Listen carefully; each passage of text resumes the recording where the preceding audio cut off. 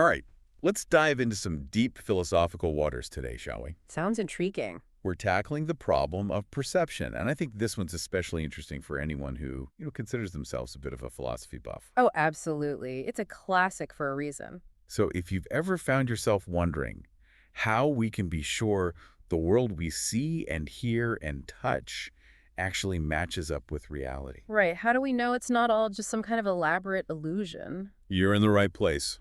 This question has kept philosophers busy for centuries. And to make this deep dive even more, well, We're going to approach it with a philosopher's mindset. exactly. We're going to dig into those nitty-gritty details, the kind of arguments and distinctions that really get to the heart of the problem. Because it's not just about whether our senses can be tricked. No, it goes way beyond those optical illusions and, dreams. It's about the very foundation of our knowledge about the world. It's about how we justify our beliefs. How do we know that what we perceive is actually true? So, to guide our exploration today, We're turning to a classic source, the Stanford Encyclopedia of Philosophy. it's like a treasure trove of philosophical arguments and perspectives. And it offers a pretty comprehensive overview of the problem of perception, along with a whole bunch of potential solutions. Some of them get pretty metaphysical, too. Oh yeah, we're going to be venturing into some mind-bending territory. But before we get to those solutions, It's important to really lay out the challenge itself. all right, so hit me with it. What exactly is the problem of perception? Why is it such a headache for philosophers? Well, imagine you're looking at let's say, a red apple, Seems simple enough, right? but then a skeptic comes along Uh-oh, here we go. and they ask, hold on a second, how do you know you're really seeing an apple? And they wouldn't just leave it at that, would they? Of course not. They'd go on to say, what you're directly perceiving might just be an experience of an apple, not the apple itself. So they're saying there's this, veil of perception between us and the real world. Exactly.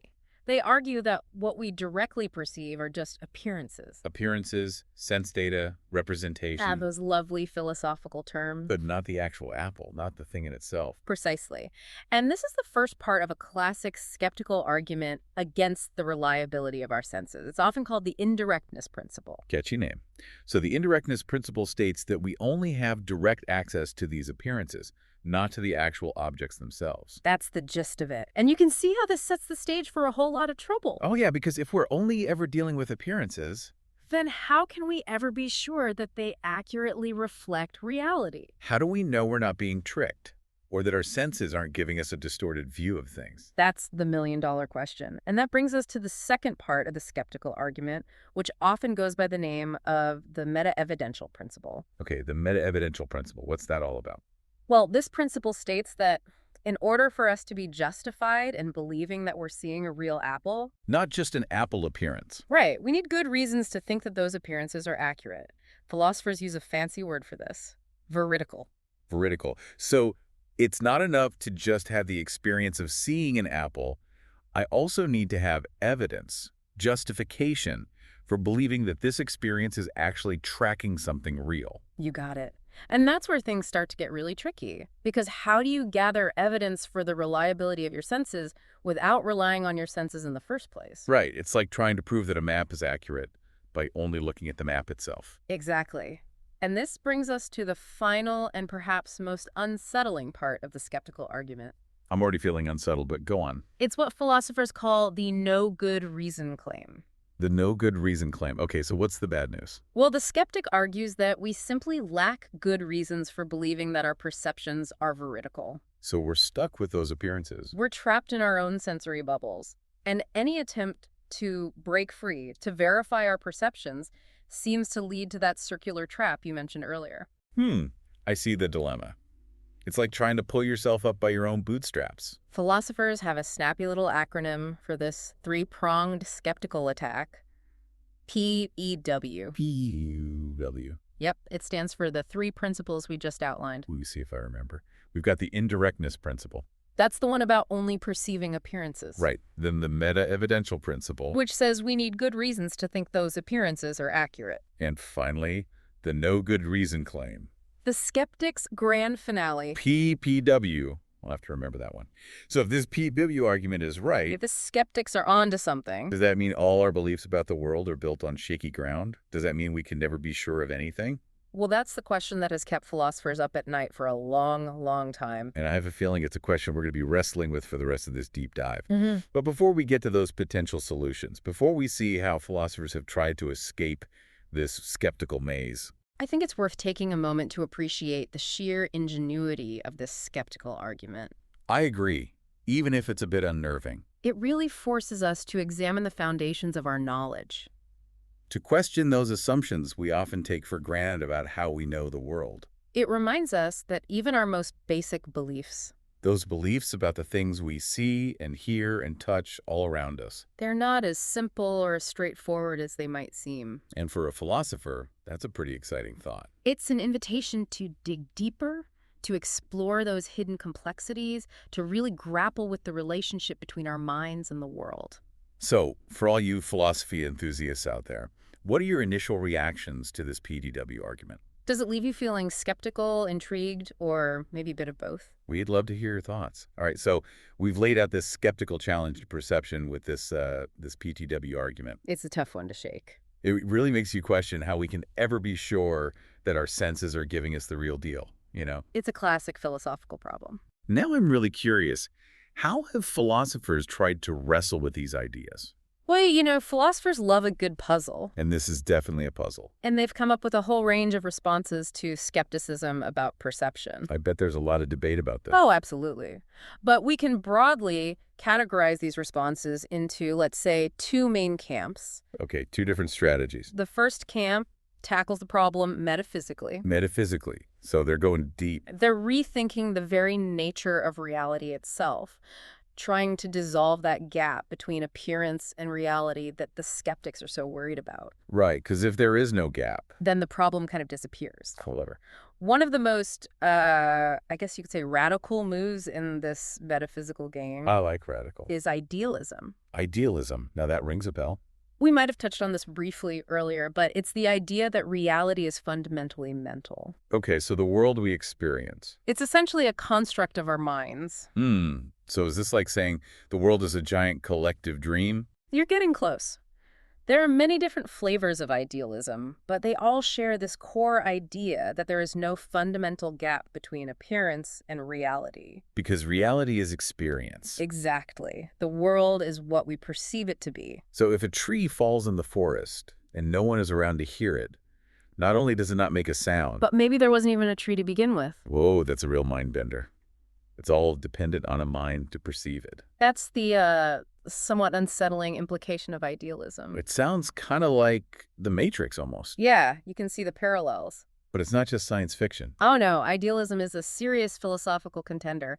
It's been defended by some brilliant minds throughout history. And I can see how it directly tackles that indirectness principle. From the PEW argument. Yeah, if everything is ultimately mental, then perception becomes much more straightforward. Absolutely. No more worrying about whether appearances match up with some external world. Because the world is the appearances. Pretty neat, right? I mean, it's a pretty wild idea, but I can see the logic. Idealism isn't the only metaphysical game in town, though. Oh, there are more. There's another approach, one that's maybe a little more grounded in our, everyday intuitions. Oh, okay, bring it on. It's called direct realism. Direct realism, so what's that all about? Direct realists insist that we actually do perceive external objects directly. Directly. No need for any mental intermediaries or representations. So when I see that red apple, You're seeing the apple itself. not just some mental image of it. Nope. Your senses are giving you the unfiltered truth. That definitely has a more common sense appeal. It does. For many people, it feels more intuitive than this idea that reality is, a mind-dependent construct. Right, it's less matrixy. But of course, direct realism faces its own set of challenges. I bet it does. Nothing's ever easy in philosophy. What are some of the issues? Well, for starters, how do you explain hallucinations or illusions or even dreams? Right, those times when our perception clearly doesn't match up with what's, really out there in the world. Exactly. If we're directly plugged into reality. How come the plug seems to come loose sometimes? That's the question that direct realists have to grapple with. Makes you wonder if there's a way to reconcile those two, right? Like the intuitive appeal of direct realism with those cases where our senses seem to go haywire. Well, there are different flavors of direct realism that try to address this challenge. Oh, I knew there had to be. One prominent version is called disjunctivism. Disjunctivism, that's a mouthful. It is, but the idea is actually pretty straightforward. Okay, I'm listening. Disjunctivists argue that there's a fundamental difference in the kind of mental state we're in when we're having a veridical perception. Veridical meaning we're actually perceiving something real. Right, versus when we're having a hallucination. So it's not just that the content of my experience is different, like seeing a real cat versus hallucinating one. It's deeper than that. It's that the very structure of the experience itself is different. Depending on whether it's connected to something real out there in the world. So like there are two separate tracks for perception. One's grounded in reality and the other one's not. Exactly. And this distinction, disjunctivists argue, allows us to have justified beliefs in those cases of veridical perception. We're not relying on appearances because, in those cases, there are no appearances, only direct engagement with reality. Okay, I think I'm following. But even with all these metaphysical moves, don't we still run into a problem? What's that? Well, even if I'm directly perceiving a real apple, let's say, Assuming the disjunctivists are right. how do I know that I am? How do I justify that belief? You've hit on a crucial point. I do that sometimes. While these metaphysical solutions can reshape our understanding of the relationship between mind and world, They might give us a different picture of how perception works. right, but they don't fully solve the problem of justification. Even if we accept some form of direct access to reality, we still need good reasons to believe that we're having that kind of access in any given moment, and that's where epistemological solutions come in. All right, so the epistemologists are stepping up to the plate now. They're ready to tackle the question of justification head-on. Instead of just redefining reality, they're going to give us a way to, figure out whether our beliefs are actually warranted. Exactly. And they have a whole range of approaches up their sleeves, each with its own strengths and weaknesses. This is getting exciting. I'm ready to explore those epistemological battlegrounds. All right, welcome back to the deep dive. We've been, on this journey exploring the problem of perception, that classic philosophical question of how can we be sure that the world we experience actually matches up with reality? Yeah, it's a question that keeps coming back. We've laid out the skeptical challenge, that PUW argument. Those tricky skeptics. And we even, took a detour into the realm of metaphysics with idealism and direct realism. We had to cover all the bases, right? But now it's time to see how epistemologists tackle this challenge head on. They're not afraid of a good philosophical brawl. Yeah, so epistemology, that's the study of knowledge, right? Yep. It's all about digging into those questions of justification. So it's not just about having beliefs about the world. It's about what makes those beliefs justified. How do we sort out the good beliefs from the bad ones? The knowledge from mere opinion or, lucky guesses? Epistemologists want to see the evidence, so to speak. Show me the receipts. So how do they apply this idea of justification to our perceptions? What kind of evidence can we gather to support our belief that we're seeing, a real tree, not just some figment of our imagination? Well, one of the most influential approaches within epistemology is called evidentialism. It's all about the importance of having good reasons or evidence for our beliefs. So it's kind of like a courtroom, right? Yeah. You need to present evidence to the jury to convince them that your claims are true. Exactly. You can't just say, I believe this, therefore it's true. You need to back it up with something solid. So how does this apply to perception? How do we gather evidence for the reliability of our senses? Well, one prominent evidentialist approach is called classical foundationalism. Okay, classical foundationalism. What's the foundation? The foundation, in this case, is our own sensory experiences. Our appearances. Exactly. Classical foundationalists argue that while we don't directly perceive external objects, we do have direct access to how things seem to us. So it's like building a house. You start with a solid foundation of basic beliefs about how things appear to us, and then you build up from there, constructing those more complex beliefs about the world. That's a great analogy, but of course there's a catch. There's always a catch in philosophy. Remember that no good reason claim from the PEW argument? Oh yeah, the skeptic's favorite weapon. They argue that we can't really justify our beliefs about the external world because any attempt to do so seems to rely on perception itself. Back to that circular trap. So how do these classical foundationalists escape this circularity problem? Yeah. How do they show that our foundational beliefs, those beliefs based on appearances, are actually reliable? Well, one way they've tried to do this is by appealing to a special kind of justification. They argue that our awareness of appearances is so direct, so immediate, that it provides a kind of bedrock certainty. So those foundational beliefs don't need any further justification. It's like saying, hey, I'm seeing red, therefore I know I'm seeing red. The experience itself carries its own guarantee of truth. You got it. It's a kind of seeing as believing approach to justification. Makes sense? But even the most, dedicated foundationalists will admit that not all of our perceptions are so clear-cut. What about those blurry or ambiguous experiences? Right, those cases where it's not so obvious what we're perceiving. How do we justify those beliefs? Well, this is where some foundationalists turn to inference. They argue that we can, infer the reliability of our senses from the overall coherence and consistency of our experiences. It's like saying, hey, the fact that my perceptions generally fit together and make sense suggests that they're more likely to be accurate than not. So we're looking for patterns, consistency, track record of success. Exactly. If our senses have been pretty reliable in the past, then we have some reason to trust them in the present. It's kind of like trusting a friend who's always giving you good advice. You trust them because they've earned that trust over time. Right. Of course, this kind of inferential justification doesn't provide that rock-solid certainty that some philosophers are looking for. Because it's always possible, however unlikely, that our senses could be deceiving us. Right, even if they've been mostly reliable in the past. And let's be honest, these intricate arguments about justification, this isn't really how most people go about their day. No, not at all. We don't stop and ponder the reliability of our senses every time we, reach for a cup of coffee or cross the street. Right, it would be pretty exhausting, wouldn't it? Yeah, we'd never get anything done. And that brings us to, some alternative approaches to justification. Approaches that might capture our everyday experience a bit better. Okay, I'm intrigued. What have we got? One such approach is called reliabilism.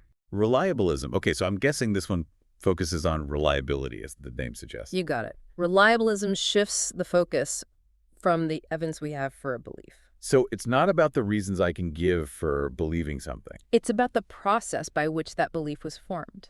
So is it kind of like it doesn't matter so much what I believe about the reliability of my senses? It's more about whether those senses are actually reliable in a more objective sense? Exactly. The key idea is that a belief is justified if it's produced by a reliable cognitive process, a process that tends to produce true beliefs. So my belief that there's a tree in front of me is justified if my visual system, the process of seeing, is generally reliable in producing true beliefs about the presence of trees. That's the gist of it. And this leads to some interesting implications. Like what? Well, for instance, a creature with no conscious awareness of its own perceptual processes. So something like a philosophical zombie. Exactly. They could still have justified perceptual beliefs. Hold on. Are you saying a zombie could have knowledge? Well, that depends on how you define knowledge. But according to reliabilism, justification doesn't require conscious access to reasons or evidence.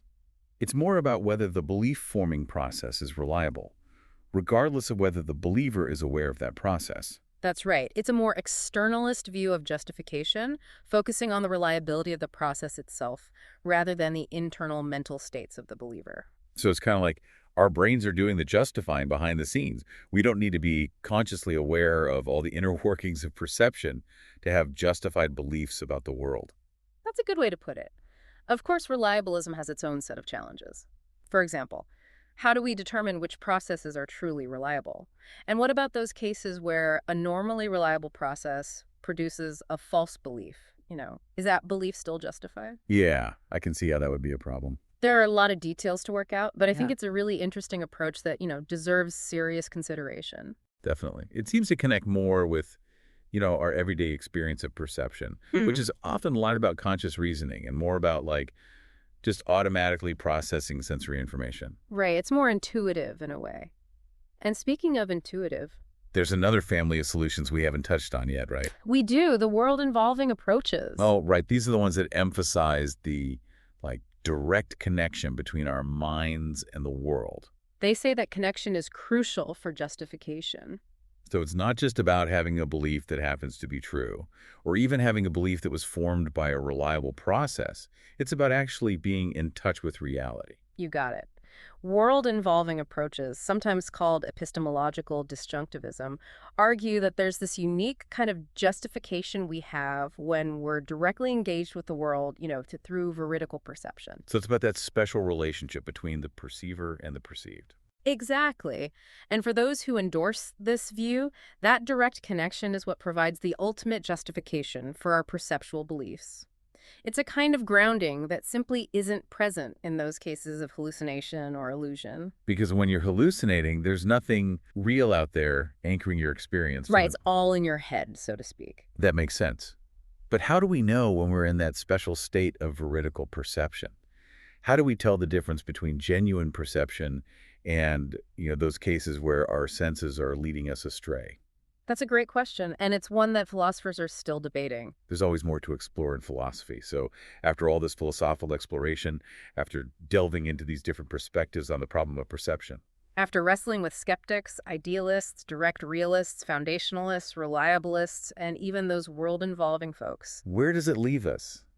Have we managed to escape those clutches of skepticism? Well, I think it's safe to say that we've gained a much deeper understanding of the challenges involved in justifying our perceptual beliefs. We've explored some really fascinating ideas along the way. And even if there's no single, universally accepted solution, engaging with these different perspectives. It helps us appreciate the complexity of perception, the intricate relationship between our minds and the world, and the very nature of knowledge itself. And that's what philosophy is all about, isn't it? Expanding our understanding, questioning our assumptions, and delving into those big questions that have puzzled thinkers for centuries. Absolutely. So next time you see a tree or hear a bird sing or, smell a freshly baked cookie, Take a moment to appreciate the wonder and the mystery of perception. because behind those everyday experiences. Lies a whole world of philosophical questions just waiting to be explored. Thanks for joining us on this deep dive into the problem of perception. It's been a pleasure. And until next time, keep those philosophical minds engaged.